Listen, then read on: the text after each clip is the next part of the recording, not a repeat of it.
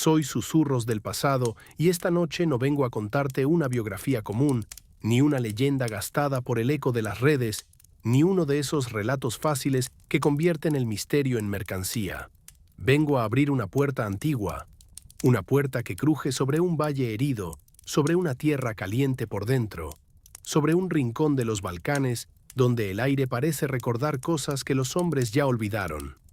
Allí, en un borde del mundo donde las montañas guardan el aliento de imperios rotos, vivió una mujer que no tuvo títulos, ni salones, ni maestros de renombre. No hablaba desde cátedras, no escribía tratados, no vestía la autoridad elegante de los sabios. Era una anciana ciega, nacida en la pobreza, encorvada por el frío, por la fatiga y por una carga invisible que ningún médico supo medir. Y sin embargo, cuando ella hablaba, callaban campesinos, soldados, ministros y reyes. Decían que no anunciaba el porvenir como quien calcula una tormenta. Decían algo mucho más inquietante, que para ella el futuro no venía, ya estaba ahí, ya ardía, ya gemía, ya se derrumbaba en alguna parte del tiempo mientras los demás seguíamos distraídos, creyendo que todavía faltaba. Su nombre fue Vangelia Pandeva Gusterova, pero el mundo aprendió a temerla y a venerarla con otro nombre más corto, más áspero, más cargado de sombra: Baba Vanga. Hay nombres que pertenecen a la historia, y hay nombres que terminan perteneciendo al miedo humano. El suyo fue uno de esos. Mientras la mayoría apenas consigue adivinar si mañana lloverá, aquella mujer habló de ciudades heridas, de hierro cayendo del cielo, de reyes condenados, de aguas amargas y de una humanidad que, mucho después de su muerte, seguiría caminando hacia un borde que ella ya afirmaba haber visto. Pero esta no es la historia simple de una vidente de aldea. No, lo que se esconde bajo su leyenda es más denso, más turbio, más incómodo, porque alrededor de su figura no solo hubo fe, sino también vigilancia. No solo hubo devotos, sino también agentes. No solo hubo plegarias, sino archivos, informes, micrófonos ocultos y funcionarios que fingían no creer en nada mientras espiaban cada una de sus palabras. Ella hablaba de los invisibles. Así los llamaba. No espíritus, no fantasmas en el sentido vulgar, no apariciones de feria. Los invisibles. Presencias, inteligencias, voces que, según decía, le dictaban al oído fragmentos del destino humano. Y si esta confesión ya bastaría para inquietar a cualquiera, lo verdaderamente perturbador es que los poderosos parecían tomársela muy en serio. En los días de mayor fama, su pequeño mundo en Rupite dejó de ser un rincón perdido para convertirse en una extraña estación de paso para hombres importantes. Coches oficiales, rostros tensos, visitantes que llegaban con la desesperación escondida bajo trajes caros, gente que poseía poder, dinero, escoltas, privilegios, y que aún así iba a verla buscando algo que ninguna estructura del Estado podía ofrecerles: una respuesta. Cómo una mujer sin estudios, sin vista, sin prestigio académico, logró hacer temblar a quienes se burlaban de lo místico. ¿Qué ocurrió de verdad cuando era una niña y el viento la arrancó de la tierra? ¿Qué le quitó aquella tormenta y qué le dejó a cambio? Esta noche vamos a caminar por ese hilo, desde aldeas de barro y hambre en la vieja Macedonia hasta salones donde el poder hablaba en voz baja. Desde el dolor privado de una muchacha condenada a la oscuridad hasta la construcción de un mito que atravesó la Guerra Fría y siguió respirando mucho después de su muerte. Vamos a apartar la niebla del cuento fácil. Vamos a mirar de frente los archivos, los testimonios, las grietas, las contradicciones. Porque alrededor de Baba Vanga hay verdad, pero también invención. Hay dolor auténtico, pero también propaganda. Hay aciertos inquietantes, pero también exageraciones fabricadas por el hambre de asombro. Y antes de entrar en su vida, hay que entender el suelo que eligió para sus últimos años. Porque una mujer como ella no se instaló en cualquier parte, eligió Rupite. Rupite no parece un simple lugar, parece una herida. Imaginen un valle silencioso bajo la vigilancia de montañas extrañas. Pero no son montañas comunes, son restos, cicatrices. huesos minerales de un volcán antiguo, apagado hace una eternidad y sin embargo todavía tibio por dentro, como si la tierra se negara a olvidar su propio incendio. Allí el suelo respira calor, el agua brota caliente, el aire tiene un olor mineral, espeso, casi sulfuroso, como si el corazón del planeta estuviera demasiado cerca. Para cualquier viajero, el paisaje ya sería bastante inquietante. Para ella era otra cosa. Una fuente, una batería, un punto de cruce. Baba Vanga decía que la energía de ese valle la alimentaba. Afirmaba que aquellas grietas abiertas en la tierra le facilitaban el contacto con los muertos y con lo que aún no había sucedido. Para muchos esto suena a superstición. Sin embargo, incluso los estudios serios encontraron en la zona pequeñas rarezas. Alteraciones magnéticas, comportamiento extraño en instrumentos simples, una sensación persistente de anomalía. Pero ella no hablaba en términos técnicos, no le interesaban los aparatos. Decía que en Rupite las almas se acercaban como viajeros atraídos por el calor, como si aquel valle fuera una estación suspendida entre dos mundos. Y había algo más. Bajo ese suelo, bajo ese vapor, bajo esa calma engañosa, dormían restos de una ciudad antigua. Heraclea Síntica, una urbe levantada muchos siglos atrás y borrada luego por un gran desastre. Es imposible no detenerse en esta imagen. Una anciana que aseguraba escuchar a los invisibles, construyendo su casa y su templo sobre las ruinas de una ciudad muerta, como si necesitara vivir sobre los ecos, como si para oír el mañana hubiera elegido sentarse encima de los huesos del ayer. Los vecinos decían que cuando el vapor cubría todo el valle, el tiempo parecía aflojarse, que las distancias se sentían raras, que el lugar no pertenecía del todo al mismo país que figuraba en los mapas. Tal vez por eso, al hablar de Baba Vanga, todo termina adoptando ese tono de frontera. Ni ciencia pura, ni simple superstición, ni historia limpia, ni delirio total, sino una mezcla incómoda, caliente, difícil de sostener con una sola explicación. Y ahí está la primera ironía. En un siglo que presume de inteligencia artificial, naves privadas y máquinas prodigiosas, una anciana nacida en la miseria sigue dominando titulares, búsquedas, videos y debates. Cada comienzo de año vuelve su nombre. Cada nueva crisis lo resucita. Siempre hay alguien asegurando que ella ya lo había visto. Siempre hay una frase flotando en Internet, una advertencia oscura, un fragmento atribuido a su voz. Pero cuanto más se pronuncia su nombre, más necesario se vuelve separar el mito del rastro real. Porque Baba Vanga no fue solamente un fenómeno de fe popular, también fue un producto de su tiempo. Una mujer atrapada entre guerras, regímenes, policías secretas, creyentes sinceros y oportunistas expertos. Una figura capaz de despertar consuelo, temor, negocio y propaganda al mismo tiempo.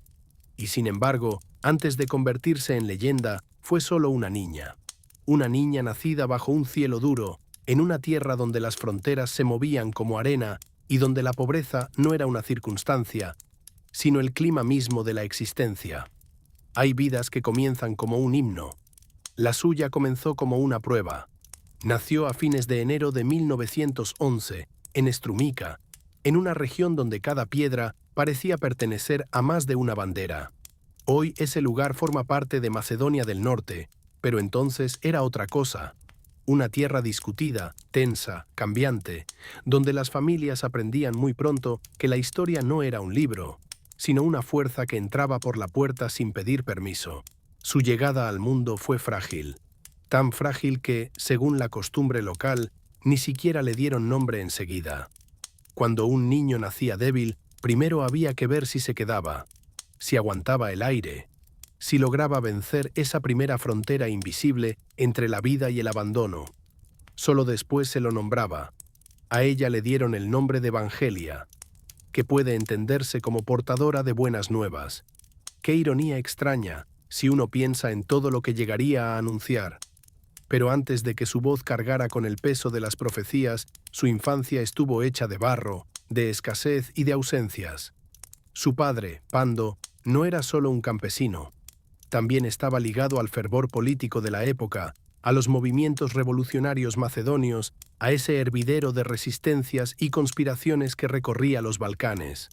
Por ello conoció el castigo, la vigilancia y la prisión. La familia, mientras tanto, sobrevivía como podía, rodeada de un paisaje donde la pobreza no era la excepción, sino la norma. Luego llegó la pérdida más temprana y más cruel. Su madre murió cuando Vangelia era todavía una niña, y así quedó marcada una soledad que no tenía palabras elegantes para explicarse. La orfandad en esas tierras no era solo dolor sentimental, era desprotección concreta, era menos comida, menos calor, menos manos para sostener la casa cuando el mundo se volvía más duro. Quienes la recordaron en esos años contaron algo curioso. Entre las tareas, el hambre y la intemperie, a veces jugaba a sanar. Repartía hierbas imaginarias, fingía curar, hablaba con la seriedad de una mujer mucho mayor, como si ya entonces estuviera ensayando un papel que un día se volvería inseparable de su nombre. Pero el momento que partió su destino en dos llegó cuando tenía apenas 12 años. Hay episodios que parecen escritos por una mente demasiado teatral para ser ciertos, y sin embargo sobreviven en la memoria de una familia, de un pueblo, de una región. En torno al año 1923, cerca de Novo Selo, una tormenta violenta cayó sobre el lugar donde estaba la niña con otros familiares. No una tormenta cualquiera, un remolino brutal, un fenómeno raro para aquella región, descendió con una furia que después sería contada casi como si se hablara de un castigo o de una elección. Según la versión que pasó de boca en boca, el viento la levantó y la arrastró una gran distancia. Cuando finalmente la encontraron, estaba semienterrada entre tierra, ramas y piedras. Sus ojos, llenos de polvo y arena, habían quedado sellados por una costra feroz. La escena era terrible. La familia era demasiado pobre para conseguir una atención rápida y eficaz. Hubo remedios caseros, agua, paños, rezos, intentos desesperados, pero no bastó. Vinieron después operaciones fallidas, dolor inútil, esperanza malgastada, y al final la certeza. La niña perdería la vista. Aquí la historia se divide en dos lenguajes. La medicina habla de trauma, infección, daño irreversible. El relato místico habla de otra cosa, de un intercambio, de una puerta que se cerró para que otra se abriera. La niña dejó de ver el mundo visible, dicen, y empezó a percibir otra clase de resplandor. Mucho tiempo después, ella misma afirmaría que durante aquel episodio sintió que algo le hablaba. No una voz normal, no una frase cualquiera, más bien una presión en la mente, una presencia, una grieta interior. Como si en el centro mismo de aquella violencia del viento alguien hubiera tocado una parte de su ser que hasta entonces dormía. Sea verdad literal o reconstrucción posterior, lo cierto es que desde entonces su vida quedó unida para siempre a la oscuridad física. Y esa oscuridad, lejos de ser solo una limitación, terminó convirtiéndose en el eje simbólico de todo lo que vendría después. La niña ciega, la que ya no miraba con los ojos, pero decía ver de otro modo. Sin embargo, la tragedia no la convirtió de inmediato en oráculo. Todavía hubo un breve intervalo de relativa calma. En torno al año 1925 fue enviada a una institución para personas ciegas en Zemun, por entonces parte del reino de los serbios, croatas y eslovenos. Para una muchacha de aldea, aquello debió parecer otro universo. Por primera vez vivía en un lugar donde su ceguera no era una rareza total ni una carga insoportable para la familia. Aprendió a leer en braille. Aprendió música. Aprendió labores domésticas con disciplina y precisión. Descubrió que todavía podía construir una vida, que no estaba condenada solo a depender de otros, y en medio de esa breve normalidad apareció el amor. Conoció a un joven ciego, de mejor posición, y llegó a comprometerse con él. Por un momento, el destino pareció insinuar una salida menos cruel, una vida más ordenada, un hogar, compañía, tal vez serenidad, pero en las historias marcadas por la desgracia temprana, la calma suele durar poco. Su madrastra murió en el parto. Su padre, hundido otra vez en la necesidad y rodeado de hijos pequeños, la llamó de regreso, y ella volvió. Volvió a la pobreza, volvió a la intemperie, volvió al barro. Tuvo que dejar atrás la educación, la promesa de un matrimonio, la posibilidad de una existencia menos brutal.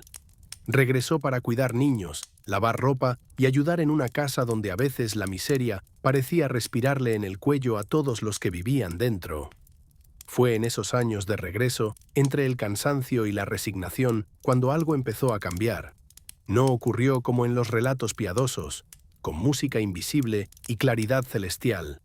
Al contrario, fue algo inquietante, tosco, difícil de contar sin miedo. Vangelia comenzó a quedarse en silencio durante largos periodos, con la cabeza inclinada, como si escuchara una señal muy lejana. A veces parecía responder a alguien que nadie más veía. Otras veces decía cosas que helaban a los que estaban cerca. No eran grandes anuncios sobre el mundo. Al principio eran detalles concretos, animales perdidos, accidentes inminentes, enfermedades, muertes cercanas.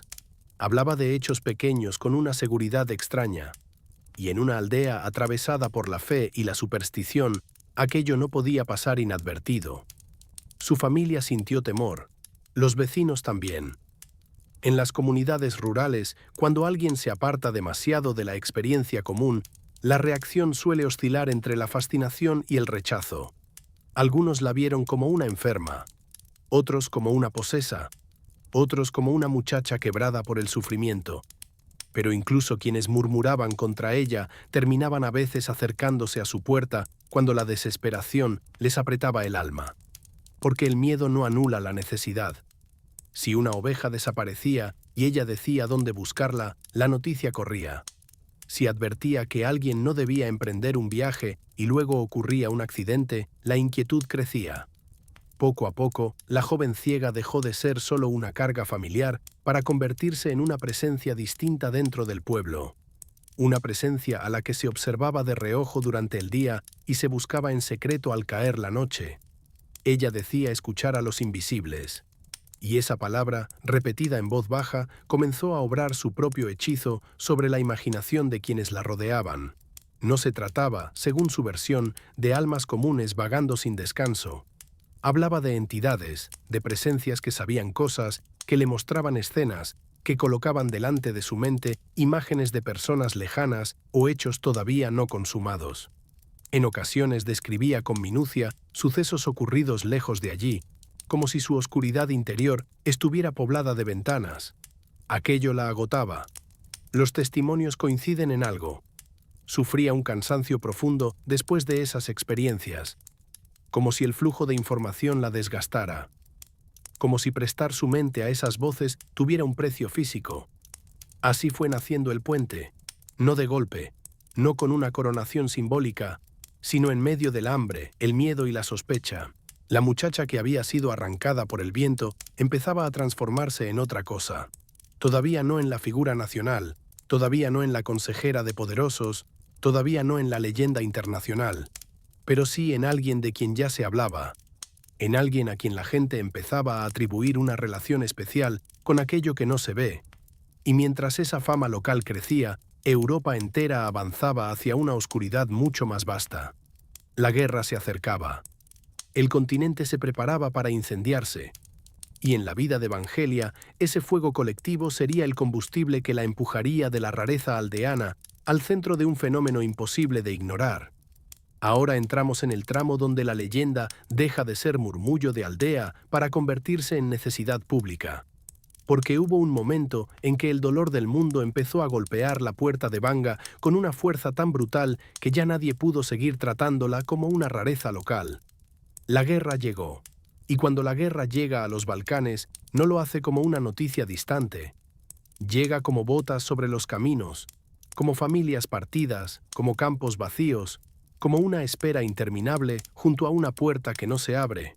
A comienzos de la década de 1940, la región entera volvió a ser tablero de fuerzas mayores. Bulgaria quedó atrapada en la presión de alianzas, amenazas y decisiones impuestas desde arriba. El mundo se partía en bloques, y los hombres comunes eran arrastrados como hojas en medio de ese vendaval. Miles de jóvenes fueron arrancados de sus pueblos y enviados lejos, muy lejos, a montañas, a fronteras, a hospitales de campaña, a trincheras sin nombre. En una época sin llamadas inmediatas, sin pantallas, sin manera fácil de saber quién seguía vivo y quién había desaparecido para siempre, la falta de noticias se convirtió en una tortura diaria. Las madres esperaban, las esposas esperaban, los hermanos esperaban. Y en medio de esa ansiedad, la casa de Vanga empezó a llenarse. Ya no acudían solo por animales perdidos o males del cuerpo. Iban con una sola pregunta, una pregunta que puede contener el peso entero de una vida. ¿Sigue vivo? Eso era lo que querían saber. Nada más, nada menos.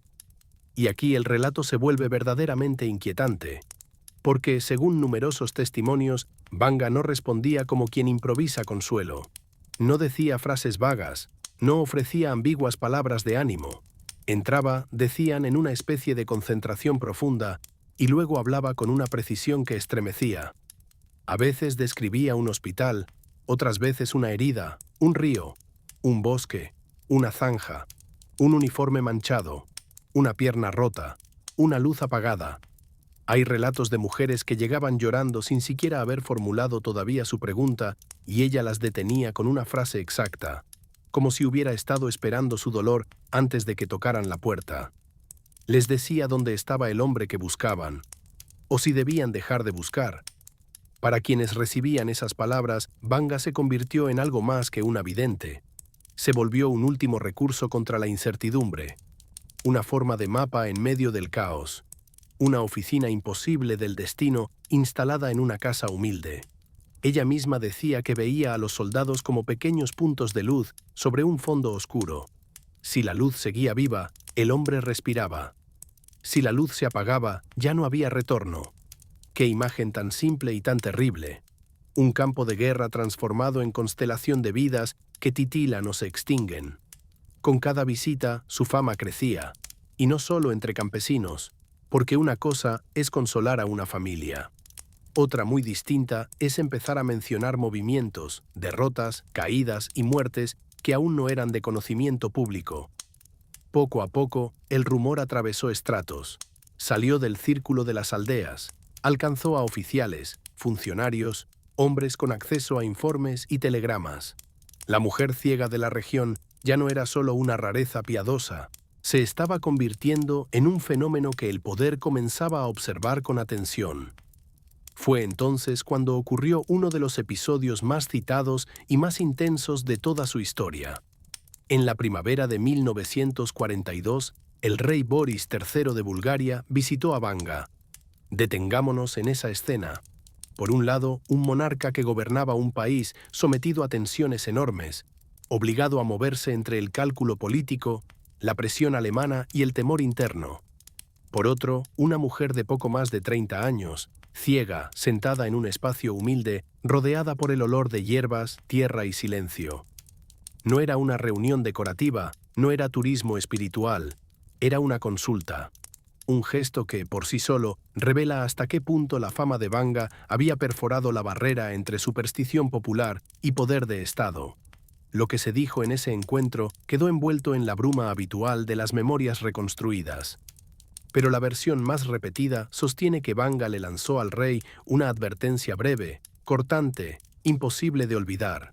Le pidió que recordara una fecha de agosto, y le insinuó un destino ligado a la muerte y a una tela roja. No hace falta adornarlo demasiado. Lo espeluznante vino después. Más de un año más tarde, a fines de agosto de 1943, Boris murió de forma repentina tras un encuentro tenso con Hitler. La noticia recorrió Europa con la velocidad del escándalo. Las causas oficiales hablaron de problema cardíaco. Otros hablaron de veneno, de intriga, de represalia, de conspiración. Pero lo que quedó grabado en la memoria búlgara fue otra cosa. La sensación de que aquella mujer ya lo había dicho. Y cuando una figura humilde acierta con algo que afecta a la cima del poder, todo cambia. Desde entonces, Vanga dejó de pertenecer solo a la esfera de lo popular. Ahora era alguien que había tocado el destino del rey, alguien cuyas palabras no podían ser ignoradas tan fácilmente. El miedo y el interés se multiplicaron al mismo tiempo. Sin embargo, mientras su nombre subía, su vida privada seguía marcada por la aspereza de siempre. No había lujo en su cotidianidad. No hubo un traslado mágico a un palacio del misterio. Siguió viviendo en el mismo paisaje moral del sufrimiento. Su puerta seguía siendo golpeada por gente sencilla, por viudas, por padres deshechos, por mujeres con fotos arrugadas en las manos. La guerra fue transformando su casa en una especie de santuario del duelo. Y es importante entender esto, porque a veces la leyenda de Banga se narra solo a través de grandes profecías, de titulares modernos o de eventos lejanos. Pero durante esos años, su función principal no fue hablar del fin del mundo. Fue sostener el dolor inmediato de personas rotas por la ausencia, decirle a una madre que su hijo no volvería, decirle a una esposa que dejara de esperar, o que siguiera esperando un poco más. Eso también desgasta un alma. Los testimonios de la época la describen exhausta, a ratos quebrada, absorbiendo pena ajena durante horas, como si la casa entera estuviera saturada de voces no resueltas. Ella misma decía a veces que el ambiente se volvía espeso, casi irrespirable, como si los muertos se acumularan en torno suyo. Y sin embargo, seguía recibiendo gente, quizá porque para muchos se había convertido en la única autoridad moral disponible en un tiempo donde las autoridades reales mentían, ocultaban o simplemente no sabían nada. En esos mismos años apareció en su vida un hombre que alteraría su destino personal. Un soldado llamado Dimitar Gushterov llegó a verla movido por la sed de venganza. Quería saber quién había matado a su hermano. Quería nombres. Quería culpables. Quería sangre. Pero según la historia que perduró, Banga no le dio lo que pedía. Le dijo que no revelaría eso porque la cadena de violencia no acabaría. Le advirtió incluso sobre su propio destino, y luego pronunció algo todavía más sorprendente, que él se casaría con ella. Y así ocurrió. No parece el inicio de un matrimonio común. Y no lo fue. Se unieron y se instalaron en Petrich, ciudad que con el tiempo quedaría ligada de forma inseparable a su figura. Allí la fama siguió creciendo. Allí la puerta no dejó de sonar. Allí Dimitar pasó a ocupar el papel de esposo, guardián, organizador, sombra práctica de una mujer que ya no se pertenecía del todo a sí misma. Porque esa es otra dimensión de su historia que suele olvidarse. Estar cerca de Banga no debía de ser sencillo. Vivir con una persona rodeada por supuestas voces, por visitantes desesperados y por la sensación continua de que la casa era un cruce entre este mundo y otro, no podía sino dejar marcas profundas. Con el tiempo, Dimitar se hundió en el alcohol. La presión, la atmósfera, la fatiga emocional fueron erosionando la vida doméstica. Y aquí aparece una de las ironías más dolorosas del relato. La mujer que, según tantos, veía el destino de los demás, no pudo salvar a su propio marido del derrumbe. Ella habría sabido cuándo moriría. Eso contaban. Habría conocido de antemano el final. Pero saber no es lo mismo que impedir. Esa diferencia atraviesa toda su leyenda como una herida secreta. En 1962, él murió. Y desde entonces, Banga se vistió de negro de manera permanente. No como gesto teatral, sino como sello. Como si hubiera aceptado que su vida privada también debía someterse a esa liturgia del dolor que ya la rodeaba en lo público. Pero antes de llegar a ese punto, faltaba todavía una transformación decisiva. La guerra terminaría, los mapas cambiarían, y en Bulgaria se impondría el régimen comunista. Para cualquier observador superficial, aquello debería haber significado el final de Banga. Un sistema oficialmente ateo, rígido, vigilante, enemigo declarado de todo lo que oliera a misticismo, no parecía el entorno ideal para la supervivencia de una vidente ciega que hablaba con muertos e invisibles. Y sin embargo, ocurrió lo contrario. No la borraron, la conservaron, la estudiaron, la vigilaron, la utilizaron. Porque a veces los regímenes que más niegan lo invisible son también los que más en secreto lo codician. Soy susurros del pasado y ahora entramos en uno de los capítulos más extraños de esta historia, porque la llegada del régimen comunista a Bulgaria no destruyó el fenómeno Banga, lo absorbió. Después de la guerra, el país quedó bajo la órbita soviética. Se alzó un poder que se proclamaba racional, materialista, enemigo de la superstición y de toda forma de fe que escapara al control del Estado. En teoría, una mujer como Banga no tenía lugar en ese nuevo orden. El discurso oficial exigía una realidad medible, útil, organizada según la lógica del partido. Lo invisible era una reliquia del pasado. Lo espiritual, una debilidad. Las voces, los muertos, las profecías, todo eso debía ser reducido a engaño, enfermedad o atraso. Y sin embargo, no pudieron deshacerse de ella. Al principio la vigilaron con dureza. La policía secreta observaba las filas de personas que seguían acercándose a su casa en Petrich. Aquellas visitas eran, para el aparato del Estado, un problema. Reuniones no controladas, circulación de rumores, necesidad emocional fuera de la estructura oficial, gente buscando respuestas donde el partido no podía darlas. Pero los informes empezaron a volverse incómodos. Los agentes enviados a reunir pruebas contra ella a veces salían confundidos. Algunos dejaban notas donde reconocían hechos que no sabían explicar. Un nombre mencionado con precisión, un dato familiar imposible, una advertencia confirmada. No hace falta convertir esto en milagro para comprender la dificultad del régimen. Cuando una maquinaria de control descubre un fenómeno que no logra domesticar con facilidad, puede optar por destruirlo o por incorporarlo. Y Bulgaria eligió incorporarlo. Eso no fue tolerancia, fue cálculo. El Estado entendió que Banga valía demasiado como para dejarla fuera del sistema. Si no podían impedir que la gente creyera en ella, lo mejor era administrarla, ponerle marco, controlar el acceso, escuchar cada palabra, convertir lo imprevisible en recurso nacional. De ese modo, la mujer que hablaba de los invisibles terminó atrapada dentro de la maquinaria que en público negaba cualquier forma de misterio. Su casa comenzó a ser observada de cerca. Las paredes escuchaban, los techos escuchaban. Cada visitante podía ser registrado, cada conversación anotada. Los agentes no solo vigilaban a la vidente, vigilaban también a quienes acudían a ella, funcionarios, artistas, militares, diplomáticos, personas con secretos, con miedos, con ambiciones. La casa de una anciana ciega se transformó en un punto de cruce donde el dolor humano, la curiosidad política y la inteligencia del Estado se mezclaban en una misma habitación. La paradoja era total. Una mujer asociada a espíritus y profecías sobrevivía gracias a un régimen que decía despreciar todo eso, pero sobrevivía al precio de ser observada, utilizada, dosificada. En 1966 ocurrió algo que parece inventado por un novelista con exceso de audacia. Baba Vanga se convirtió oficialmente en empleada pública. Sí, el Estado decidió integrarla de manera formal. Ya no sería solo una presencia tolerada en los márgenes, pasó a formar parte de una estructura institucional. Recibía un salario, tenía una especie de estatus oficial. Sus consultas fueron reguladas. Se instaló un sistema de recepción. Se fijaron tarifas. Hay una ironía afilada en todo esto.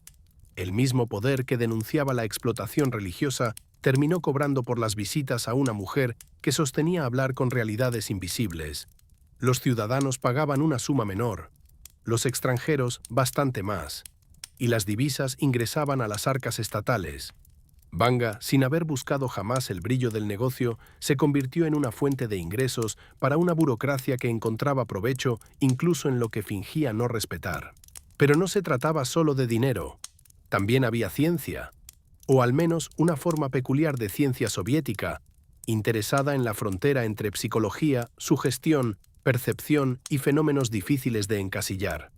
Vanga fue estudiada por especialistas, observada durante años, sometida a análisis, acompañada por investigadores que intentaban descubrir si en su mente había una rareza útil, una capacidad desconocida o un mecanismo aún no descrito. Los nombres de ciertos institutos y académicos se cruzaron con el suyo.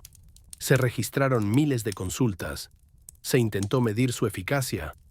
Algunos hablaban de porcentajes de acierto asombrosos, otros eran más cautos. Pero todos compartían una certeza. Aquella mujer no podía ser descartada sin más. Mientras unos la analizaban, otros la explotaban.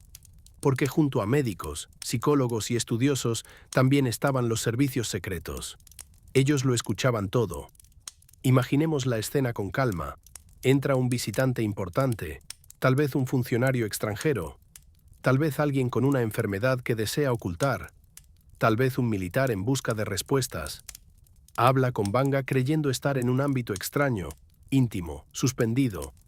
Pero detrás de ese escenario de hierbas y silencio, la maquinaria del Estado recoge información.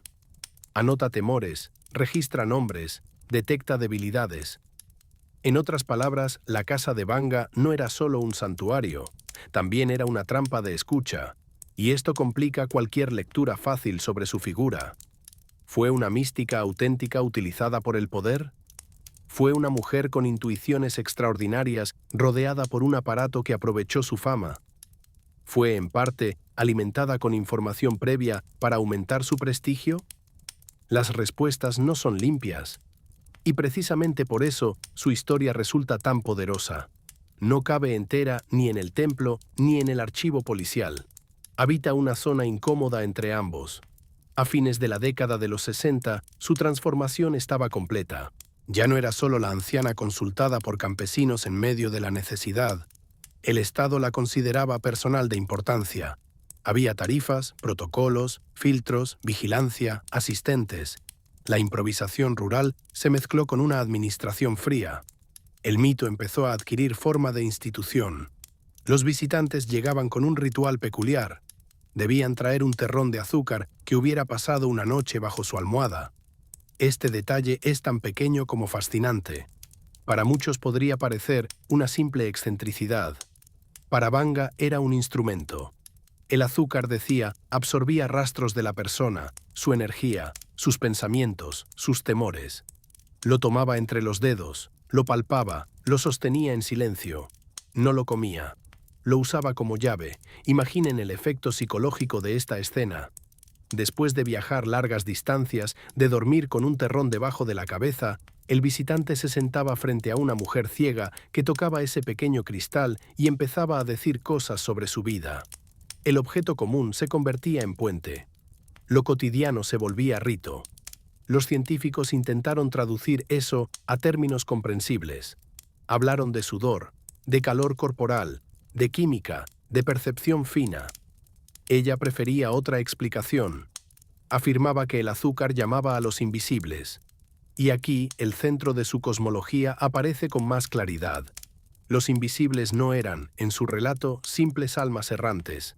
Eran entidades de otro orden, presencias luminosas, antiguas, a veces insoportables.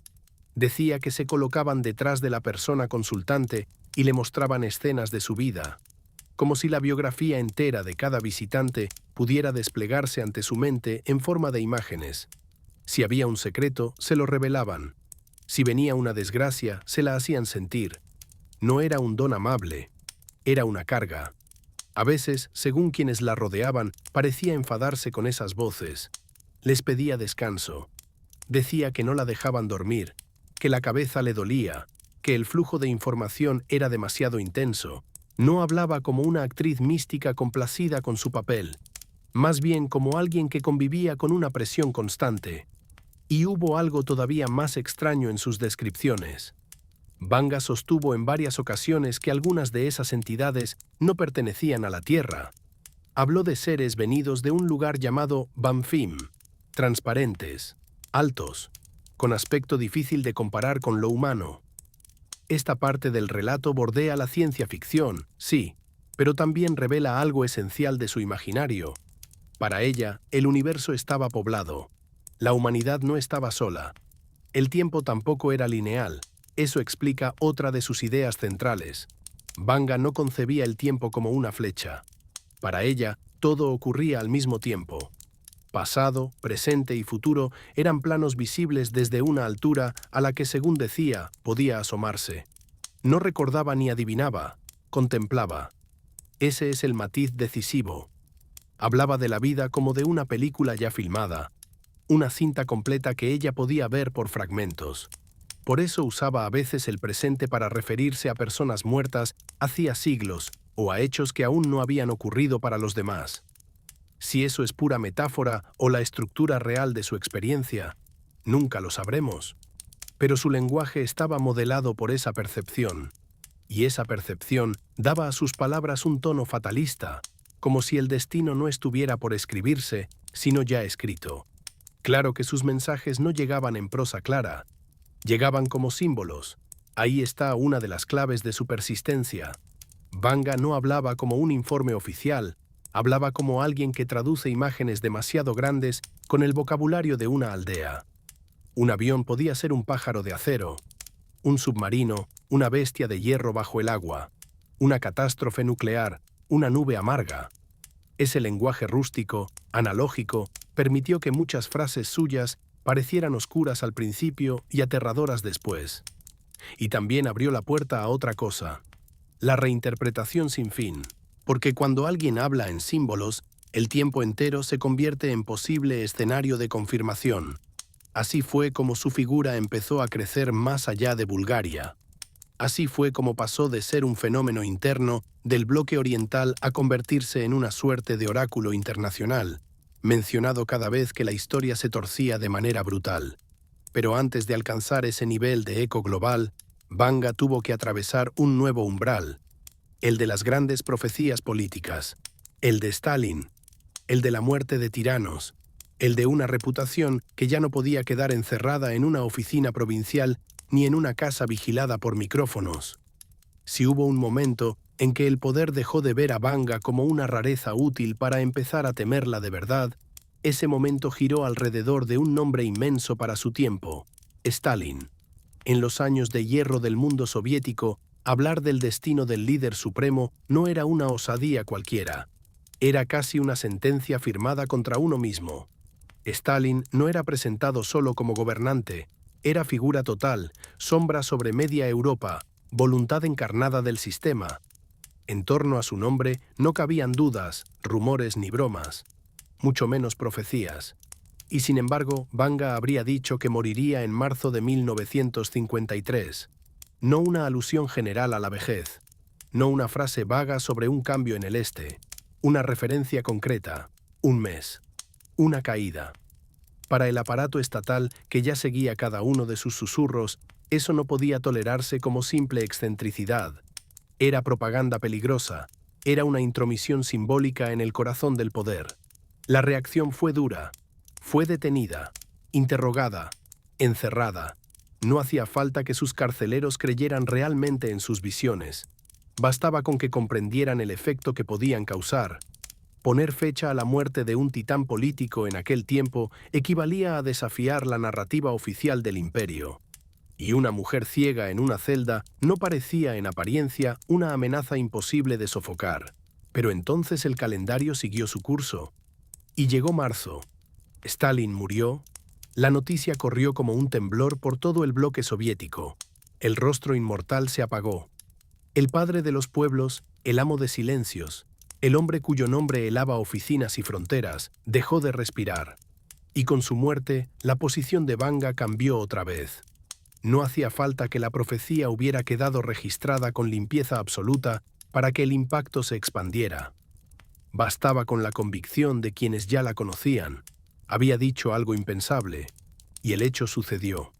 A partir de ahí, el régimen entendió con mayor claridad que no tenía ante sí solamente a una mujer capaz de consolar viudas o impresionar campesinos. Tenía algo más difícil de clasificar, una fuente de inquietud o de ventaja, según desde dónde se la mirara. Su liberación, en ese contexto, no fue gesto humanitario, fue repliegue estratégico. El Estado podía castigar, sí, pero no podía arriesgarse a quedar como enemigo frontal de alguien cuyo prestigio crecía precisamente cada vez que sus advertencias parecían cumplirse. La mejor solución seguía siendo la misma: observarla, administrarla, beneficiarse de ella. Y así continuó. Con el paso de las décadas, el nombre de Banga se fue enlazando a varios episodios que luego alimentarían su leyenda internacional. Algunos poseen base más sólida, otros quedaron envueltos en la niebla de las repeticiones posteriores, pero todos forman parte de ese tejido donde la figura real y el mito se abrazan hasta volverse casi inseparables. Uno de los casos más citados es su visión de una nube amarga que envenenaría la Tierra. No usaba lenguaje técnico. No hablaba de radiación en términos científicos. Hablaba como hablaba siempre, con imágenes elementales, poderosas, rústicas. Decía que el agua se volvería amarga, que las flores perderían su olor, que algo invisible mataría desde adentro, que habría una larga temporada de ceniza. Muchos vincularon esas palabras con el desastre de Chernóbil. La asociación es inquietante por varias razones, entre ellas porque el nombre de esa zona ha sido relacionado con una hierba amarga en ciertas lecturas. La coincidencia fascinó a creyentes y estudiosos del fenómeno. ¿Lo vio realmente? ¿Se trató de una metáfora demasiado amplia adaptada después? La pregunta sigue abierta, pero lo cierto es que, una vez ocurrida la catástrofe, su figura ganó todavía más densidad. En tiempos donde el Estado ocultaba, mentía o minimizaba, la anciana de Petrich parecía haber sentido antes la llegada de una amenaza que no tenía forma visible y que sin embargo se metía en los huesos. Para muchos en el bloque oriental eso fue decisivo. Dejó de ser solo la mujer de las preguntas íntimas. Pasó a ser la que advertía sobre peligros mayores, la que decía lo que otros callaban, la que olía la ceniza antes de que la ceniza se posara sobre los campos. Otro ejemplo célebre llegaría muchos años después de su muerte y sería uno de los grandes combustibles de su renacimiento mundial, el caso del Kursk. Según una frase atribuida a ella desde años anteriores, Kursk quedaría cubierto por el agua y el mundo entero lloraría por él. Durante mucho tiempo, esa afirmación pareció absurda. Kursk era una ciudad lejos del mar. Por eso muchos la consideraron un error evidente. Hasta que, en el año 2000, el submarino ruso llamado Kursk se hundió en el mar de Barents y el mundo entero contempló con angustia la tragedia de sus marineros atrapados. Fue entonces cuando la frase resurgió con toda su fuerza. La palabra seguía siendo la misma. Solo había cambiado el referente, y eso ilustra muy bien el modo en que operaba su lenguaje. No era la exactitud periodística de una fecha con coordenadas, era la imagen desnuda, una palabra hundida, agua, llanto. El resto llegaba después, cuando la realidad se encargaba de rellenar el contorno. Lo mismo ocurrió con una de las visiones más repetidas del siglo nuevo: la caída de los hermanos estadounidenses bajo el ataque de pájaros de acero. La frase, atribuida a ella desde fines de la década de los 80, se volvió célebre después del 11 de septiembre. Las Torres Gemelas parecieron encarnar de forma terrible esos hermanos. Los aviones secuestrados se ajustaban con escalofriante facilidad a la imagen de pájaros de acero. Y la referencia a los arbustos, en ciertas interpretaciones, fue leída como eco del apellido Bush. Aquí conviene detenerse un momento. No para negar el espanto de la coincidencia, sino para mirarlo con la prudencia que merece. El lenguaje de Banga era metafórico. Y cuanto más metafórica es una frase, más posibilidades tiene de ser reinterpretada retrospectivamente. Pero incluso con esa cautela, hay que admitir que algunas de esas asociaciones resultan difíciles de ignorar, y precisamente por eso, su figura se mantuvo viva después de su muerte con una fuerza que pocas leyendas contemporáneas han logrado. Porque cada vez que la historia produce una herida espectacular, alguien vuelve a buscar si ella ya la había nombrado. No obstante, junto a esos aciertos atribuidos, existe otro problema. Uno enorme: el basural de profecías falsas. Con Internet, el nombre de Baba Vanga empezó a ser usado como recipiente para toda clase de miedos modernos. Pandemias, tormentas solares, armas secretas, colapsos tecnológicos, invasiones, catástrofes anuales con fecha precisa. Cada inicio de año aparecían listas nuevas, limpias, ordenadas como almanaques del apocalipsis, y la mayoría no tenía base confiable alguna. Esto es importante. La verdadera Vanga no hablaba como una periodista futurista, no organizaba el porvenir año por año con una prolijidad casi administrativa. Sus visiones eran caóticas, mezcladas, llenas de símbolos. Las listas modernas con fechas exactas y lenguaje contemporáneo suelen ser injertos posteriores, invenciones de redactores oportunistas, de páginas necesitadas de visitas, de personas fascinadas por el brillo fácil del desastre. Por eso, al acercarnos a su figura, hay que ejercer una especie de higiene del asombro. No todo lo que lleva su nombre le pertenece. No toda frase sombría nacida en Internet salió de su boca. Y aquí la investigación seria se vuelve más exigente. Hay que ir a testimonios directos, a registros de época, a reconstrucciones hechas por quienes realmente la conocieron o la estudiaron de cerca.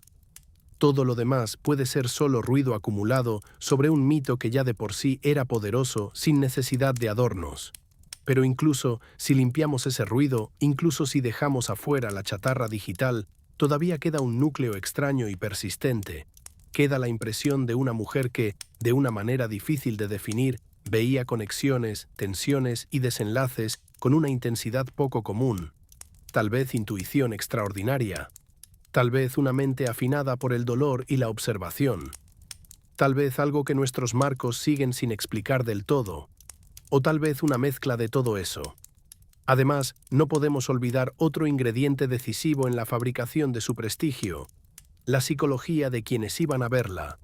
Una profecía no solo describe, también actúa. Si una voz revestida de autoridad misteriosa te advierte sobre un accidente, sobre una pérdida o sobre una fecha peligrosa, tu mente cambia. Tus decisiones cambian. Tu cuerpo cambia. Tu manera de mirar el mundo cambia. La sugestión es una fuerza colosal, el sesgo de confirmación también. Recordamos lo que encaja, olvidamos lo que falla. Construimos sentido donde deseamos encontrarlo, y sin embargo, decir esto no borra el fenómeno. Solo lo vuelve más complejo, porque incluso si parte del poder de Vanga nacía en la disposición psicológica de quienes la escuchaban, eso no reduce su importancia. Al contrario, revela que su verdadero alcance no estuvo solo en predecir hechos, sino en moldear la percepción del tiempo, del destino y de la responsabilidad humana frente a lo desconocido. Pero todavía falta mirar el otro lado de la balanza, porque Vanga no acertó siempre. Y si queremos narrarla con honestidad, hay que atravesar también la zona de sus errores. Las predicciones que no se cumplieron, las visiones que se disiparon, los anuncios que el tiempo dejó atrás sin confirmarlos. Solo así podremos acercarnos a una pregunta más profunda. ¿Fue un oráculo infalible, una intérprete imperfecta de algo mayor, o una mujer extraordinaria atrapada dentro de la necesidad humana de creer? Soy susurros del pasado, y si de verdad queremos honrar la complejidad de esta historia, debemos aceptar algo que a muchos devotos les incomoda. Baba Vanga también se equivocó. No una vez. No de forma mínima. Se equivocó en ocasiones de manera tan clara que no hay metáfora capaz de salvar el anuncio ni entusiasmo capaz de convertir el fallo en acierto. Y eso, lejos de destruir el interés por su figura, la vuelve más humana, más inquietante y, curiosamente, más digna de ser estudiada.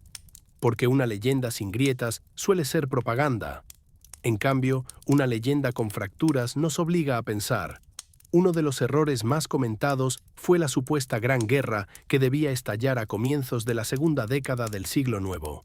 En ciertos registros atribuidos a su entorno, se decía que entre noviembre de 2010 y octubre de 2014 tendría lugar un conflicto devastador, con uso de armas terribles, daños inmensos y consecuencias irreversibles para Europa y más allá. Esa guerra total, tal como fue repetida durante años, no ocurrió. El mundo siguió siendo peligroso, ¿sí? Hubo tensiones, invasiones parciales, violencia, crisis, heridas abiertas. Pero no se materializó ese escenario absoluto que tantas listas presentaron como certeza. El tiempo pasó y la profecía quedó desnuda frente a los hechos. También se menciona con frecuencia un error más pequeño, pero revelador, relacionado con el fútbol. La versión más divulgada afirma que Vanga habría dicho que la final de un campeonato mundial sería disputada por dos selecciones cuyos nombres comenzarían con cierta letra. La expectativa, alimentada por el fervor patriótico de la época, sugería una presencia búlgara donde al final no la hubo. El balón rodó por un camino distinto, y la visión, si fue realmente pronunciada de ese modo, falló. Puede parecer un detalle menor frente a guerras, reyes o catástrofes, pero justamente por eso importa, porque muestra que no estamos ante una máquina perfecta. Estamos ante un fenómeno humano, sometido a interpretación, a distorsión, a transmisión oral y quizá también a líneas de probabilidad que no siempre cristalizan del mismo modo. Hay varias maneras de leer estos errores. La primera, la más simple, es la del escéptico duro. Banga acertó algunas cosas por casualidad, intuición, información previa o flexibilidad del lenguaje, y falló en muchas otras que luego fueron olvidadas o maquilladas. Según esta mirada, su fama sobrevivió porque las personas recuerdan con pasión lo que confirma su fe y sepultan lo que la contradice. La segunda lectura es más matizada. Sostiene que ella no veía un futuro fijo, sino escenarios posibles. Tendencias, nudos de energía, dirían algunos. Bajo esta idea, una visión puede ser intensa y sin embargo no cumplirse si cambian ciertas condiciones. El porvenir no sería una vía única, sino una red de caminos que a veces se apartan del más probable. La tercera lectura, la más cercana a la tradición mística, afirma que las visiones llegaban deformadas por el lenguaje humano. Lo que ella percibía podía ser auténtico, pero al traducirlo a palabras simples, rurales, concretas, se producía inevitablemente una pérdida. Como si alguien intentara describir una máquina del mañana usando solo las palabras de un mundo de establos, hornos y caminos de tierra. Ninguna de estas explicaciones resuelve del todo el problema. Y tal vez no deban resolverlo. Tal vez la fuerza de Banga esté justamente en permanecer en esa zona donde el asombro y la duda se vigilan mutuamente. A esto se suma otro hecho importante. Muchas de las profecías atribuidas a ella fueron recogidas años después, por seguidores, parientes, compiladores y periodistas. Eso significa que en la cadena de transmisión pudieron entrar adornos, errores de memoria, exageraciones y reconstrucciones interesadas. Cuando un personaje se vuelve legendario, el mundo empieza a ponerle palabras en la boca. Le agrega, le quita, le embellece la sombra. Por eso, al hablar de Banga, conviene siempre sostener dos ideas a la vez. La primera, algo extraordinario en torno a su figura parece haber ocurrido, o al menos fue percibido como real por miles de personas en contextos muy distintos. La segunda, alrededor de ese núcleo extraordinario creció una selva de falsedades, confusiones y deseos colectivos. Y ahora, dicho esto, podemos entrar en una de las partes más fascinantes y perturbadoras de su legado: su visión del futuro lejano. Aquí abandonamos el terreno de la anécdota política inmediata y entramos en una geografía mucho más vasta. Un porvenir donde la humanidad ya no enfrenta solo guerras y cambios de gobierno, sino transformaciones de escala civilizatoria. Hambre global, alteraciones del planeta, migraciones descomunales, nuevas fuentes de energía, colonias fuera de la Tierra, mutaciones del cuerpo humano, ruptura de todo lo que hoy consideramos estable. Para Banga, el futuro no terminaba en su siglo, ni siquiera en el nuestro. Su cronología se extendía mucho más allá, como si desde su oscuridad hubiera trazado un mapa inmenso que conduce desde la crisis europea hasta el éxodo estelar. Y aunque resulta imposible verificar visiones tan lejanas, su fuerza narrativa es enorme, porque concentran todos los temores y todas las ambiciones de la especie. Sobrevivir, transformar el cuerpo, dominar la energía, escapar de la ruina, conquistar otros mundos y, al hacerlo, dejar de ser lo que fuimos. En sus anuncios sobre las décadas venideras aparece una Europa agotada, no necesariamente vacía de gente, sino vacía de sí misma. Una Europa que pierde cohesión, seguridad, confianza, propósito. Un continente fracturado por conflictos internos, por presiones externas, por desplazamientos masivos de población y por una crisis de identidad que lo vuelve irreconocible incluso para sus propios habitantes. Cuando hoy se leen esas palabras a la luz de tensiones recientes, muchos creen ver una confirmación en marcha. Otros, con más cautela, señalan que los presagios sobre la decadencia europea existen desde hace generaciones y que Banga pudo haber captado una tendencia sin necesidad de ver detalles exactos. Pero lo inquietante no es solo la decadencia, es lo que viene después. Según esa visión, la descomposición política y moral se enlaza con cambios de orden material. Falta de recursos, quiebre de ciclos agrícolas, presión sobre el agua y la energía, desplazamientos humanos cada vez mayores y, en el fondo de todo, una naturaleza que empieza a responder con fuerza creciente a los abusos de la civilización. Banga hablaba de un planeta alterado, no siempre con vocabulario técnico, claro. Decía que la Tierra cambiaría su camino, que el Sol ya no calentaría donde solía, que el frío y el fuego se repartirían de manera extraña. Hoy esto puede leerse como una mezcla de intuición climática, imagen apocalíptica y simbolismo cósmico. Pero en su relato esas variaciones no eran pequeñas. Eran el comienzo de una era en la que los mapas físicos dejarían de ser confiables. Ciudades tragadas por el agua, regiones secas hasta el delirio, erupciones, terremotos, temporadas imposibles, una agricultura en ruinas, una humanidad obligada a adaptarse o desaparecer. En ese punto, su visión se vuelve casi brutalmente moderna, porque más allá de la literalidad discutible de cada detalle, el corazón del mensaje resuena con una ansiedad muy actual, la sospecha de que nuestra civilización ha tensado demasiado la cuerda y de que el planeta puede dejar de comportarse como ese hogar estable que dimos por supuesto. Luego aparece otra transición todavía más sorprendente, la salida al espacio ya no como lujo o hazaña, sino como necesidad. Para Banga llegaría un tiempo en que la humanidad debería buscar fuera de este mundo nuevas fuentes de alimento y energía. Mencionaba a Venus y Marte, no como decorado de fantasía, sino como etapas de una expansión forzada. La Tierra, agotada, empujaría a sus hijos hacia el cielo, no por noble curiosidad, sino por hambre y supervivencia. Aquí su imaginación parece tocar temas que hoy, vistos desde laboratorios, empresas privadas y agencias espaciales, ya no suenan enteramente delirantes.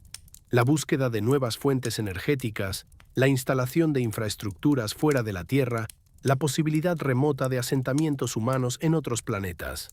Nada de esto implica que Banga lo viera con precisión científica, pero sí sugiere que su intuición del porvenir estaba poblada por la idea de una humanidad forzada a dejar la cuna, y cuando esa humanidad salga, no saldrá limpia. Se llevará consigo sus vicios, sus luchas, su ansia de control. Ese es otro rasgo notable de sus visiones lejanas. No imaginaba un porvenir de paz madura y sabiduría cósmica. Imaginaba supervivencia, sí, pero también conflicto ampliado. Un ser humano que, incluso entre estrellas, seguiría arrastrando la violencia, la competencia y el deseo de imponer jerarquías. Por eso en su cronología aparecen también divisiones futuras, potencias orientales ascendiendo, antiguas ideas de dominio regresando con ropajes nuevos y hasta la posibilidad de guerras fuera de la Tierra. Parece ciencia ficción. Tal vez lo sea. Pero en el fondo, lo que hace Banga no es dibujar un futuro puro. Lo que hace es proyectar hacia el mañana las mismas tensiones que definieron el pasado humano. Miedo, hambre, poder, fe, ambición y exilio. Y aún falta la parte más radical de todas. La transformación del cuerpo. El momento en que la humanidad deja de ser plenamente humana en el sentido que hoy conocemos. Cuando la biología se vuelve moldeable. Cuando el dolor se reduce por técnica. Cuando la longevidad se estira.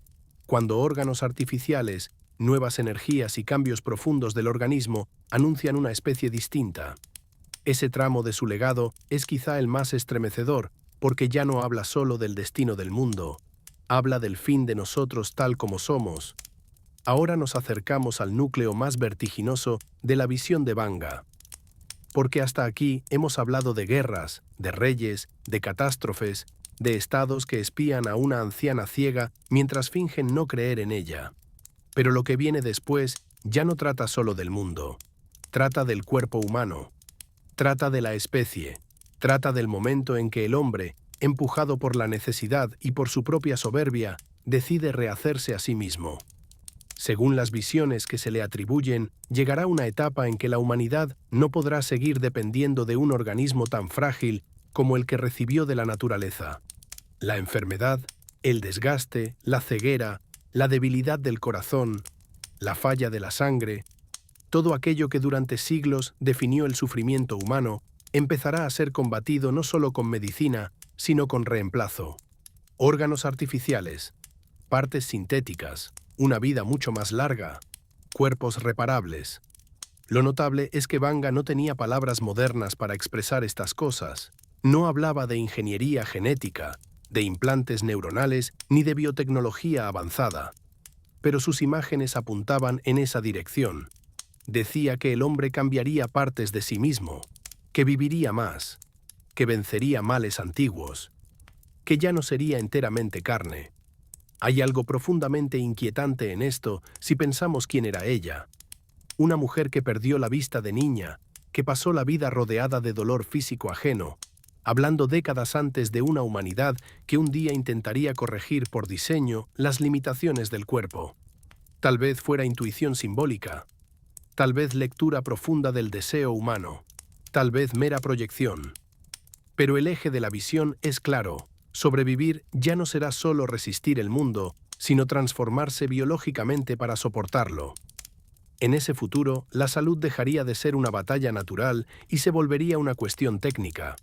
Un corazón defectuoso podría ser sustituido. Una falla del cerebro corregida. El envejecimiento ralentizado. La carne asistida por materiales mejores que la carne. Y sin embargo, Banga no veía esto como una liberación limpia. Veía también un precio. Decía que el hombre olvidaría cómo sentir el dolor ajeno.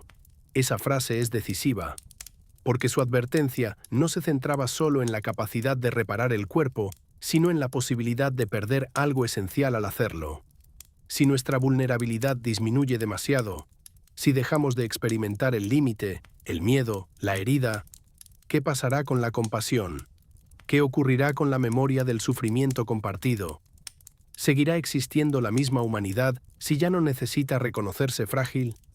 Este punto enlaza su visión con debates que hoy ya no son fantasía. Cuanto más avanza la técnica, más aparece una pregunta silenciosa. ¿Mejorar al ser humano significa todavía conservarlo? Pero Banga no se detenía ahí. Además de la intervención técnica sobre el cuerpo, hablaba de cambios más hondos, casi evolutivos. Niños distintos, sensibilidades nuevas, una especie futura moldeada por energías diferentes, por la exposición al espacio, por la mutación de condiciones extremas. Como si la humanidad no solo modificara su organismo a voluntad, sino que terminara siendo modificada también por el entorno cósmico al que se vería obligada a emigrar.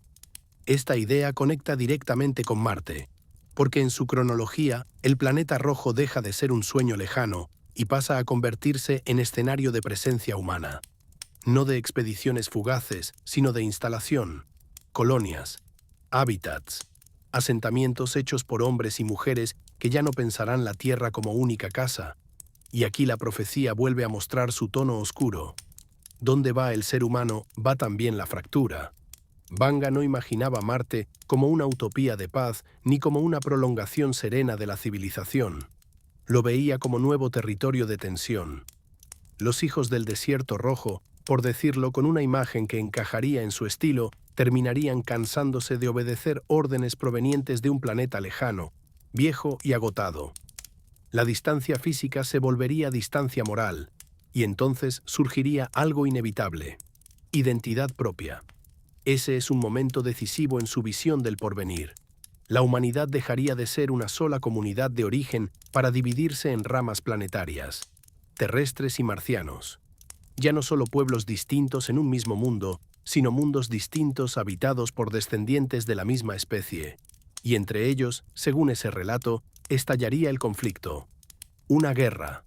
No con espadas ni fusiles de aldea, claro, sino con tecnologías nuevas, con armas energéticas, con formas de destrucción adecuadas a una civilización capaz de vivir fuera de la Tierra. Lo impresionante no es el detalle técnico, imposible de comprobar, sino la lógica moral del anuncio. Banga parece decirnos que ni siquiera al salir al cosmos dejamos atrás nuestros vicios esenciales. Solo ampliamos el escenario de nuestras luchas. La guerra en Marte, en ese sentido, sería una especie de repetición aumentada de todas las independencias humanas. Colonias que ya no aceptan ser colonias. un centro de poder que pretende seguir mandando sobre una periferia distante. Recursos, control, orgullo, identidad. Todo eso trasladado a otro planeta. Y después de esa fractura, el sistema solar entero se vuelve un espacio de tensión. No uno de armonía, no uno de iluminación, sino uno de supervivencia repartida entre mundos que ya no se reconocen del todo como una misma familia. Sin embargo, incluso eso sería solo una etapa, porque Vanga hablaba también de una crisis todavía más profunda, una herida elemental, la del agua, la gran sequía, no un simple periodo de calor, no una mala cosecha, no una región castigada y otra salvada. Hablaba de un colapso más vasto, de la desaparición o contaminación extrema del agua dulce, de la sed convertida en ley del mundo, de una tierra cuarteada, abierta, seca hasta la desesperación. La imagen tiene una fuerza bíblica. La gota de agua limpia como tesoro mayor que cualquier metal. Ríos que ya no sostienen vida. Glaciares perdidos. Ciudades inclinadas hacia la locura por el control de manantiales y reservas. Y en medio de ese panorama, la moral misma se resquebraja. Cuando el agua falta, parece sugerir Vanga, la cultura retrocede. La dignidad se ve a prueba. El hermano deja de reconocer al hermano. La comunidad se reduce al impulso de beber y seguir respirando un día más. Esta parte de su visión es quizá una de las más terribles porque toca algo absolutamente primario. La tecnología puede adornar la existencia, prolongarla, sofisticarla, pero sin agua no hay civilización posible. Y de algún modo, ella parecía intuir que el punto final de nuestra arrogancia no estaría en un gran discurso ideológico, sino en esa necesidad desnuda que ninguna ideología puede calmar. Entonces el éxodo se vuelve definitivo, ya no como aventura, sino como fuga. Salir del sistema solar, buscar otros soles, otros suelos, otros cielos. Aquí el relato alcanza una escala casi insoportable, miles de naves, generaciones enteras naciendo en tránsito, humanidad convertida en especie errante. No exploradores románticos, sino supervivientes arrojados a la inmensidad por una cuna agotada. La tierra quedaría atrás como un lugar sagrado y arruinado al mismo tiempo. Madre y ruina, origen y despojo. Vanga describía, según esas compilaciones del futuro lejano, a un grupo que incluso se quedaría hasta el final en el viejo mundo, cuidando las cenizas del hogar inicial mientras otros parten. ¡Qué imagen tan triste y tan hermosa! Los últimos guardianes de una casa que ya no puede sostener a sus hijos. Y cuando la humanidad salga del sistema solar, dejará de ser verdaderamente terrestre. Esa es la clave. Ya no seremos habitantes de un planeta. Seremos descendencia dispersa. Civilizaciones perdidas entre estrellas, lenguas nuevas, memorias deformadas. Generaciones que tal vez conozcan la Tierra solo como un mito remoto. Casi como hoy recordamos ciudades sumergidas o imperios borrados. Pero aún falta el punto más extremo de toda esta cronología. Un año límite, una frontera, un silencio. Vanga hablaba de un momento lejano donde la humanidad, tal como la entendemos, dejaría de existir. No necesariamente por destrucción brutal, sino por transformación total. Como si la historia entera desembocara no en una explosión, sino en una mutación tan profunda que ya no tendría sentido seguir llamándonos humanos. Ahí, dicen, se detienen sus visiones. Ahí el mapa se borra. Ahí el tiempo deja de ofrecer imágenes reconocibles. Y cuando una mujer que afirmó contemplar siglos enteros llega a un punto donde ya no puede describir nada, la pregunta se vuelve inevitable. ¿Es el final? ¿O es el comienzo de algo para lo cual nuestras palabras ya no alcanzan? Ahora llegamos al borde más lejano del mapa. Allí donde la voz de Vanga ya no describe simples eventos, ni siquiera siglos, sino un umbral. Un punto donde la historia parece dejar de parecerse a sí misma. En las cronologías que se reconstruyeron a partir de sus dichos, aparece una fecha remota, casi incomprensible para nuestra escala emocional. Un año tan lejano que pronunciarlo ya suena a metáfora. Y sin embargo, para ella ese punto no era una cifra vacía. Era una frontera, un cierre, el lugar donde todo lo que la humanidad había sido hasta entonces se agotaba o se transformaba de manera irreversible. No hablaba necesariamente de una destrucción instantánea del planeta. No era, al menos no siempre, la imagen sencilla del fin físico absoluto. Lo que sugería era algo aún más radical: el fin del ser humano en su forma actual, el fin de la historia tal como la entendemos, el fin de la experiencia humana como drama de cuerpos, memoria, tiempo y muerte. Es una idea difícil de sostener. Estamos acostumbrados a imaginar el fin del mundo como una explosión, un fuego, un colapso, pero Banga parecía apuntar hacia otro tipo de clausura, una trascendencia o una disolución, una etapa en la que la humanidad, tras cambiar sus órganos, colonizar otros mundos, alterar su entorno y romper el vínculo con la vida puramente biológica, ya no sería reconocible para sí misma. Algunos interpretan ese límite como singularidad total, otros como agotamiento espiritual, otros como paso a una existencia energética o digital, y los creyentes más fervorosos como la consumación de un designio superior que ninguna ciencia podrá evitar. Sea cual sea la lectura, hay algo profundamente perturbador en el hecho de que una mujer habituada a hablar con soltura sobre tragedias, reyes, guerras y siglos futuros llegara a un punto donde el relato se apaga, como si allí terminara el idioma mismo, como si más allá de ese umbral ya no hubiera imágenes aptas para una mente humana del siglo XX. Y aquí aparece una reflexión inevitable. Quizá la parte más valiosa del legado de Banga no esté en preguntarnos si esa fecha se cumplirá al pie de la letra. Quizá esté en la forma en que nos obliga a pensar el destino, porque su cronología extrema funciona como un espejo brutal. Nos confronta con una posibilidad que evitamos a diario, que sobrevivir puede exigir una renuncia tan grande que terminemos dejando atrás aquello que queríamos salvar. Salvar la especie, sí, pero pues ¿a costa de qué? ¿Dejar de ser carne? ¿Dejar de morir? ¿Dejar de recordar? ¿Dejar de necesitar al otro?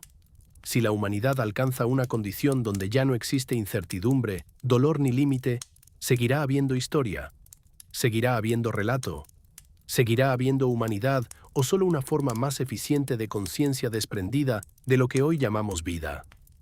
Banga, sin elaborar tratados, sembró esa pregunta de la manera más inquietante, llevando su mapa hasta un borde donde el pensamiento común se quiebra. Pero antes de ese silencio final, hubo en su vida una etapa mucho más terrenal y profundamente reveladora: sus últimos años. Porque si de verdad queremos comprender a la mujer detrás del mito, no basta con verla como profetisa del porvenir. Hay que mirarla también al final de su propio tiempo.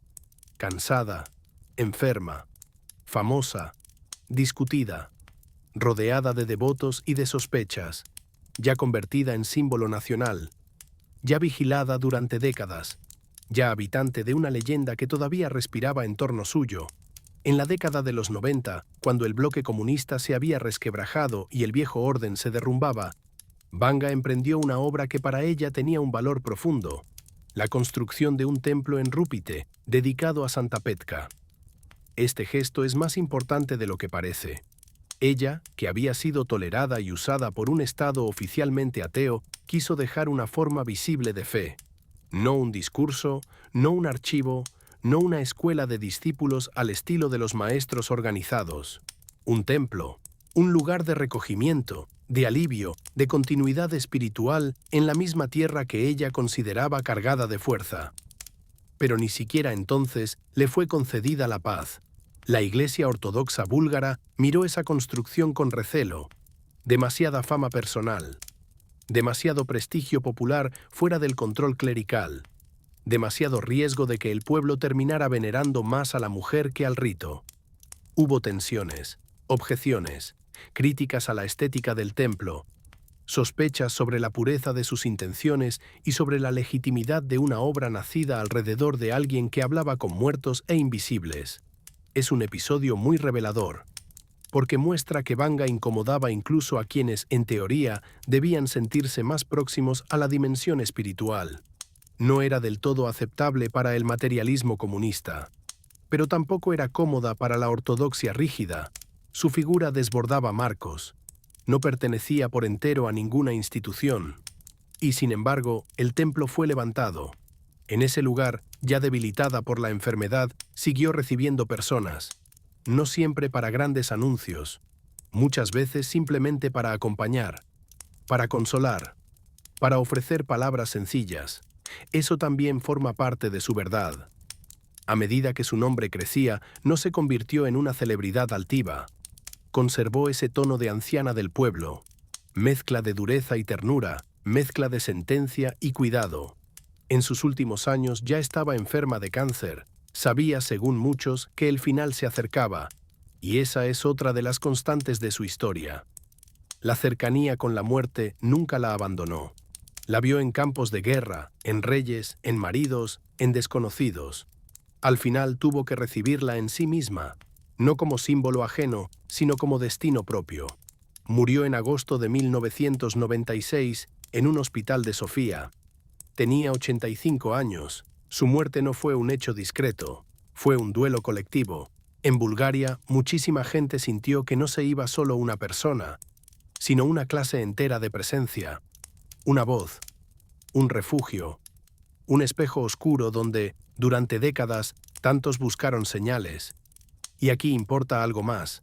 Sus últimas palabras registradas por quienes estuvieron cerca de ella no fueron una nueva advertencia apocalíptica. No anunció fuego final, no habló de invasiones ni de castigos, pidió amor. Dijo que no se odiaran entre ellos, que se amaran, que todos eran sus hijos. Hay una belleza áspera en eso. Después de una vida entera asociada a sombras, fatalidad, guerras y dolores, el cierre no fue una maldición, sino un ruego maternal. Como si hubiera comprendido que frente a todos los futuros posibles, la única fuerza con capacidad de torcer algo del destino seguía siendo la más antigua y la más simple. Luego vino otra sorpresa. Su herencia material, lejos de convertirse en botín familiar o en tesoro escondido, fue dejada al Estado búlgaro. Sus bienes pasaron a ser patrimonio público. Su casa en Petrich, su espacio en Rupite, los objetos que había tocado, su cama, su ropa, pequeños elementos cotidianos de una vida aparentemente humilde, quedaron conservados como restos de un tiempo que el país no quiso dejar disolverse del todo. Esos lugares se volvieron museos, y hay algo profundamente extraño en imaginarlo. Habitaciones donde una vez se pronunciaron frases que luego serían discutidas por medio mundo, convertidas ahora en vitrinas silenciosas. La cama quieta, los muebles, los recuerdos, el azúcar, todo inmóvil, como si el país entero necesitara preservar el decorado físico de una voz que ya no estaba. Pero la verdadera herencia de Banga nunca fue una casa. Fue una pregunta, o mejor dicho, varias preguntas. ¿Por qué seguimos necesitando profetas? ¿Por qué, incluso en la edad de la técnica, volvemos una y otra vez a la idea de que alguien ya vio lo que viene? ¿Por qué nos tranquiliza tanto creer que el caos tiene plano, aunque ese plano sea sombrío? Quizá porque la incertidumbre humana es insoportable. Las instituciones prometen orden y fallan.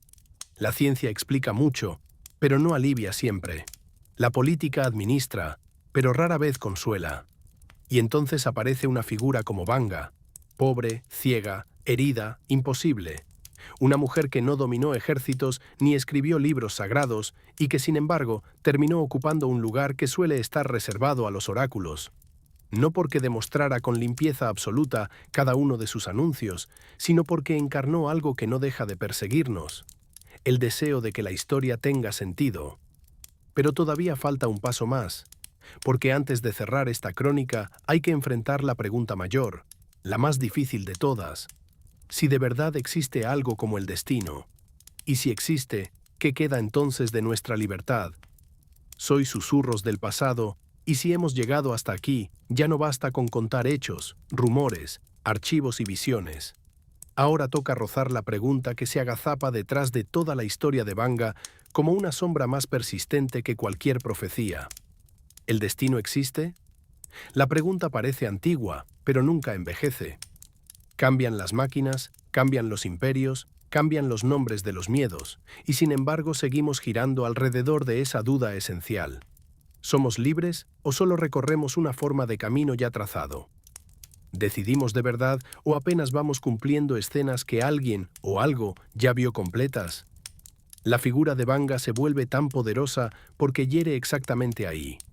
Si una mujer ciega en una casa de piedra pudo nombrar con anticipación partes del porvenir, entonces nuestra idea de libertad tambalea. Pero si sus palabras eran advertencias y no sentencias, entonces todavía hay margen. Entonces el futuro sería menos una cárcel y más una zona de riesgo, un campo donde ciertas señales aparecen para que cambiemos de rumbo antes del golpe. Tal vez esa sea la manera más fértil de leerla, no como jueza definitiva de lo inevitable, sino como voz de advertencia, no como dueña del mañana, sino como testigo de las consecuencias. Porque incluso en sus visiones más duras, lo que late no es solo la fatalidad, late también una estructura moral. Casi siempre el desastre aparece ligado a la soberbia, al abuso, al olvido de la tierra, a la violencia humana, a la ceguera del poder. Sus profecías, reales o reconstruidas, rara vez presentan la ruina como un capricho del cosmos. Más bien la muestran como fruto de un desequilibrio. Ese matiz importa mucho. Si el desastre nace de nuestra conducta, entonces algo puede modificarse. Quizá no todo, quizá no siempre, pero algo. Y ahí aparece una lectura menos pasiva de su legado.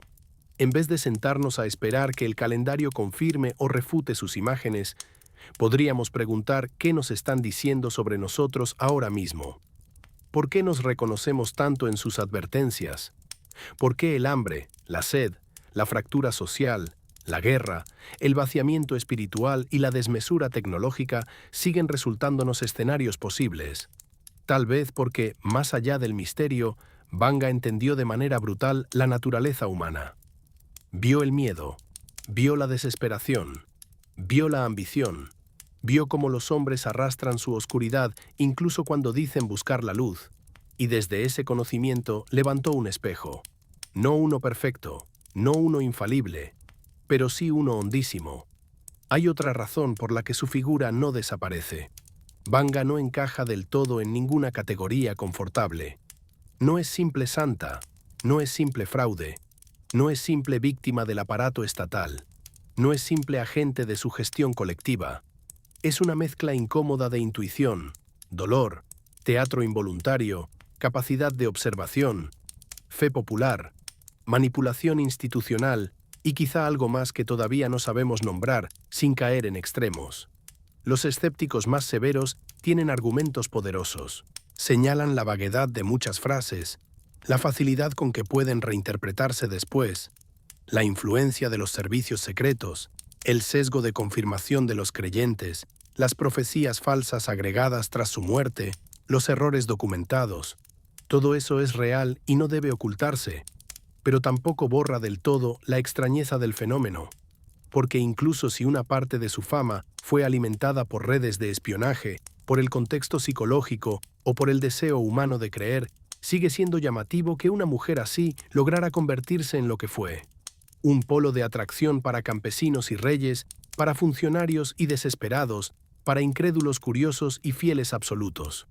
No se construye algo así de la nada. Debía haber en ella una intensidad singular, una forma de presencia, una autoridad nacida del sufrimiento y de la convicción. Los grandes oráculos de la historia siempre funcionaron también como espejos sociales. El templo no solo revelaba el porvenir, revelaba el estado del alma de quienes llegaban hasta él.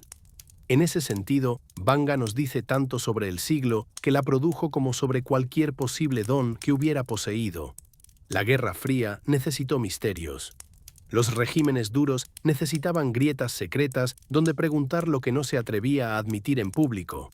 Los pueblos heridos necesitaban una madre oscura que les devolviera una forma de sentido. Y nuestra época, la nuestra, sigue necesitándola por otra razón. Vivimos rodeados de información y, sin embargo, cada vez entendemos menos el conjunto. Sabemos mucho y comprendemos poco. Vemos cifras, mapas, pantallas, datos, opiniones, pero debajo de ese ruido persiste la misma angustia antigua. No sabemos qué viene. No sabemos cuánto durará lo que creemos seguro. No sabemos si el mundo que heredamos podrá sostener a los que vienen detrás. Entonces reaparece Vanga. Reaparece porque representa una fantasía esencial, la de una conciencia capaz de mirar más allá de la fragmentación, la de alguien que, desde la oscuridad y la pobreza, sostuvo haber visto el dibujo entero. Y sin embargo, quizá la enseñanza más profunda no sea creerle ciegamente, sino escuchar el tipo de preguntas que nos obliga a formular. ¿Qué estamos haciendo con la Tierra? ¿Qué precio tendrá convertirnos en una especie puramente técnica? ¿Qué queda del alma humana cuando todo se vuelve cálculo? ¿Hasta dónde puede estirarse la supervivencia sin romper la identidad? ¿Y qué fuerzas de ternura, compasión o amor podrían impedir que avancemos hacia nuestras peores posibilidades? Porque si uno repasa su vida completa, desde la niña arrancada por el viento hasta la anciana que muere pidiendo amor entre los hombres, descubre una tensión constante. Por un lado, visiones de ruina. Por otro, un llamado ético muy simple. Cuiden la vida. No se destruyan. No se odien. No se entreguen por completo a la dureza. Eso tal vez explique por qué, incluso entre quienes dudan de sus dones, su figura conserva algo conmovedor. No fue solo una narradora del espanto. También fue una mujer que, habiendo conocido el dolor desde la infancia, insistió en que el único antídoto verdadero seguía siendo humano, no una máquina, no un partido, no un ejército, no una teoría, el vínculo. Ahora bien, para completar esta exploración, todavía hay que mirar un ángulo más, uno muy concreto y muy incómodo. El modo en que su mito fue fabricado, distribuido y aprovechado después de su muerte en el gran teatro del mundo digital. Porque si algo demuestra la historia reciente es que los muertos famosos no descansan. Son usados, citados, deformados, convertidos en titulares repetidos hasta el cansancio. Y nadie escapó menos a eso que Baba Vanga. Ahora debemos entrar en un territorio menos romántico, pero necesario. El mercado del misterio. El lugar donde la memoria de Vanga fue triturada, multiplicada y revendida una y otra vez hasta volverse casi irreconocible. Después de su muerte, su nombre no se apagó. Ocurrió lo contrario. Empezó una segunda vida. Una vida digital, desordenada, rentable y a menudo falsa. Cada nuevo año, cada crisis, cada guerra, cada enfermedad extraña, cada tensión entre potencias traía consigo el mismo ritual. Titulares con letras grandes, listas de predicciones, frases supuestamente suyas presentadas como si acabaran de salir de la tumba. Este fenómeno no es menor, es central, porque para mucha gente del presente, Baba Vanga no es ya la mujer histórica nacida en la miseria balcánica, ni la figura ambigua observada por científicos y espías, ni la viuda vestida de negro que recibía personas con un terrón de azúcar en la mano. Para millones, Vanga es un archivo infinito de frases sombrías que aparecen en portales dudosos, en videos alarmistas y en cadenas virales que nunca citan una fuente seria.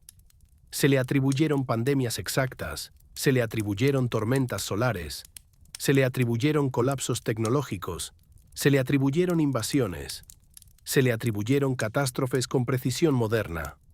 Y la enorme mayoría de esas frases jamás pudo ser rastreada de manera confiable hasta sus dichos reales. Aquí conviene ser tajantes. La Vanga auténtica, la de la época, no hablaba como analista geopolítica del siglo XXI. No usaba lenguaje técnico contemporáneo. No estructuraba listas limpias, perfectas y ordenadas como un calendario editorial. Su forma de expresión era rural, metafórica, llena de imágenes densas y a veces confusas. Cuando leemos textos pulidos que describen con exactitud quirúrgica asuntos demasiado modernos, lo más probable es que estemos frente a una fabricación tardía. Esto no solo deforma su figura, también simplifica lo más interesante de ella, porque la verdadera complejidad de Vanga no está en una cadena de frases virales, sino en esa mezcla inquietante de misterio y opacidad, de símbolos y silencios, de aciertos posibles y errores notables. Internet, con su hambre de impactos rápidos, prefirió otra cosa. Una profetisa en serie, lista para ser reciclada cada enero como si fuese una fábrica de apocalipsis. Así nacieron las famosas listas anuales. El procedimiento suele ser simple. Alguien toma miedos contemporáneos, Les agrega el nombre de Baba Vanga y los publica como si fueran hallazgos de archivo. Si el desastre no ocurre, la lista se olvida o se modifica para el siguiente ciclo. Si alguna parte coincide vagamente con algo real, entonces se proclama un nuevo acierto monumental. Es una economía del asombro, una máquina de clics alimentada por la ansiedad global. Y sin embargo, hasta este abuso revela algo. Revela cuánto necesitamos relatos que ordenen el temor. Porque no compartimos esas listas solo por credulidad. Las compartimos también porque el mundo nos resulta cada vez más difícil de leer. En medio de guerras, crisis ambientales, epidemias y tecnologías que avanzan a una velocidad feroz, la idea de que alguien ya dejó señales en el pasado produce un extraño alivio. Incluso si la señal es terrible. Incluso si anuncia desastre. Saber que estaba escrito parece menos insoportable que admitir que navegamos el caos sin mapa. Por eso el mito de Vanga funciona tan bien en la era digital. No compite con la incertidumbre. La doméstica.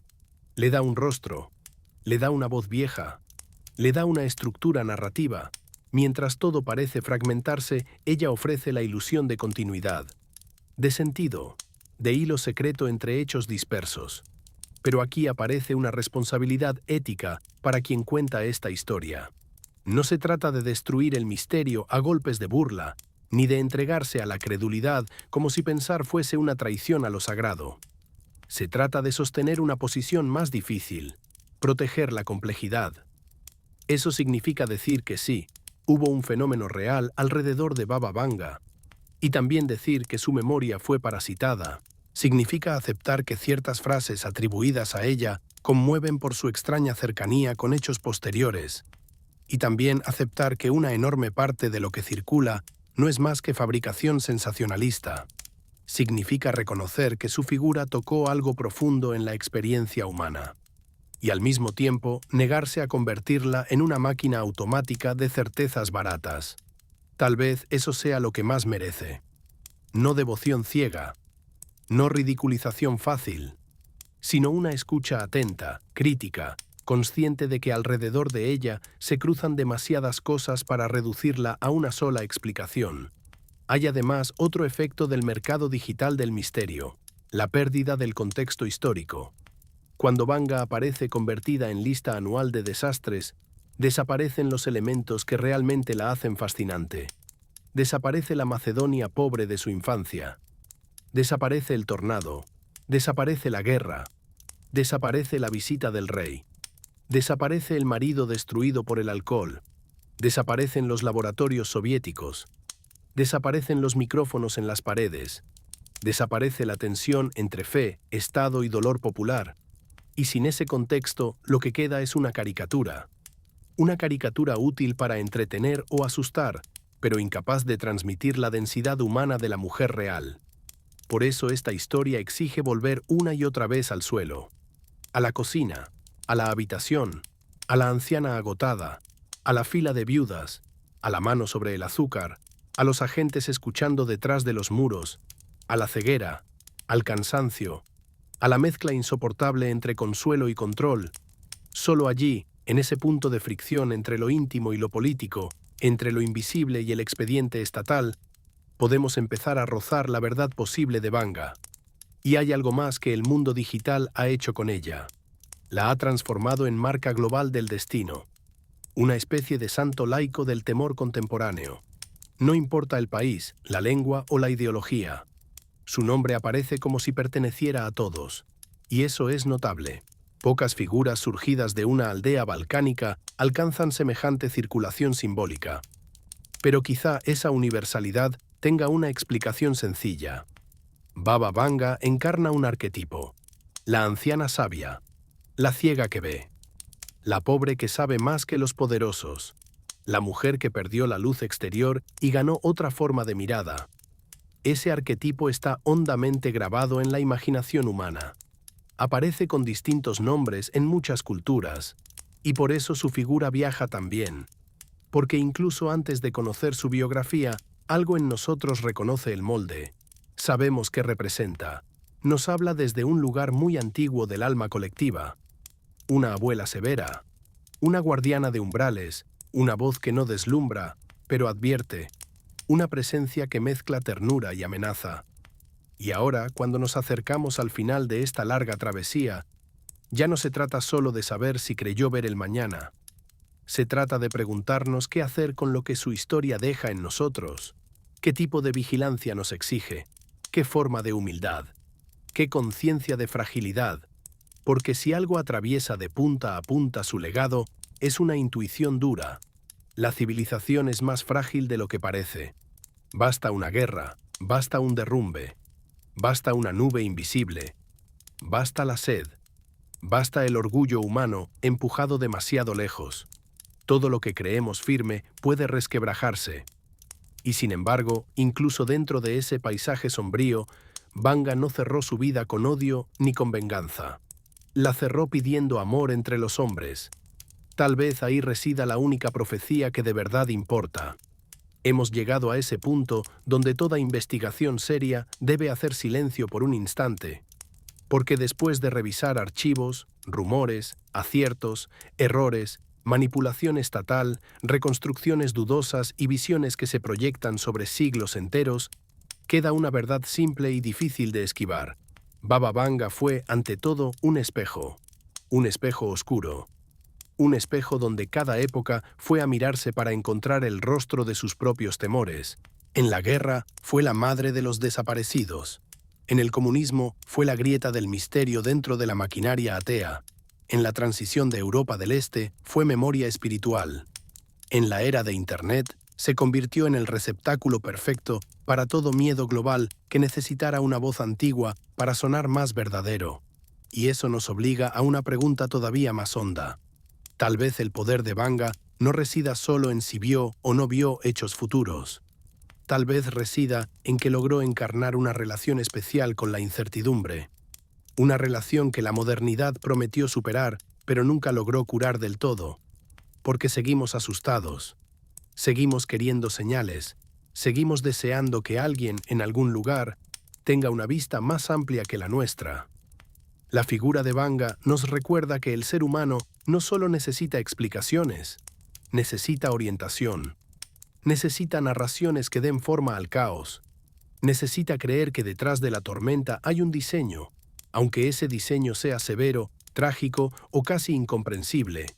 Y quizá por eso su leyenda no envejece. No envejece porque la fragilidad que la alimenta tampoco envejece. Todavía nos aterra perder el mundo. Todavía nos aterra perder el cuerpo. Todavía nos aterra que la técnica nos salve al precio de quitarnos el alma. Todavía nos aterra que el futuro ya exista y no sea el que deseamos. Y entonces volvemos a ella, a la mujer que decía ver con los ojos vacíos, a la campesina que habló ante reyes, a la ciega que fue más observada por la policía que muchos criminales, a la viuda de negro rodeada de hierbas, voces y visitantes, a la anciana que hablaba de los invisibles mientras el Estado tomaba nota.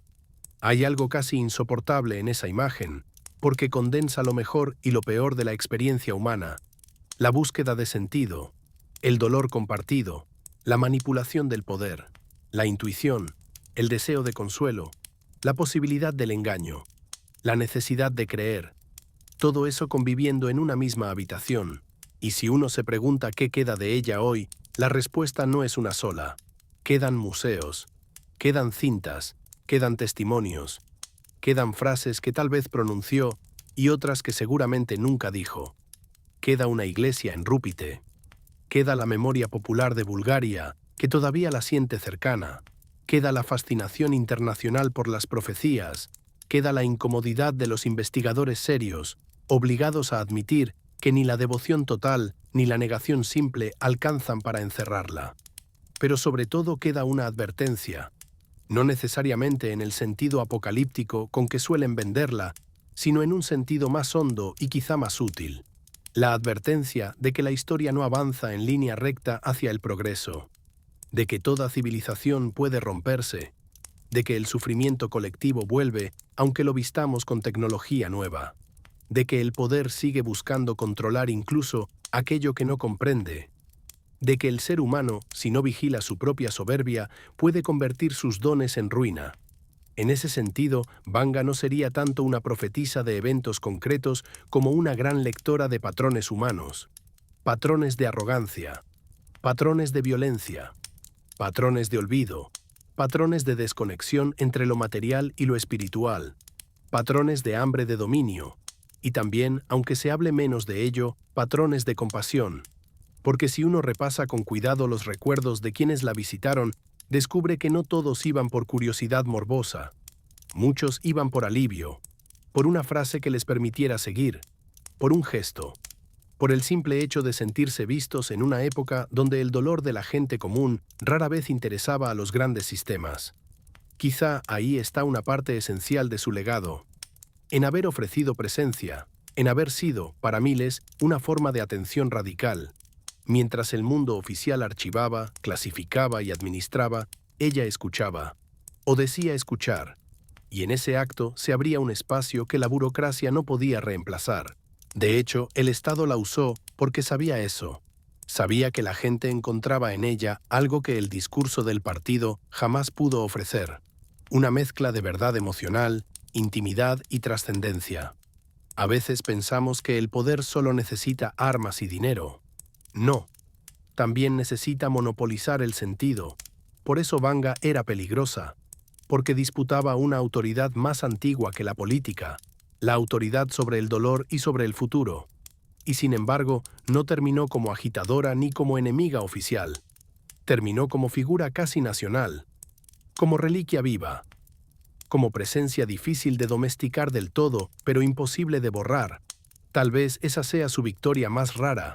No derrotó al sistema, no lo desafió frontalmente, pero lo obligó a convivir con una grieta. Lo obligó a reconocer, aunque fuera en secreto, que había dimensiones de la experiencia humana que ni la propaganda ni la vigilancia podían cerrar por completo.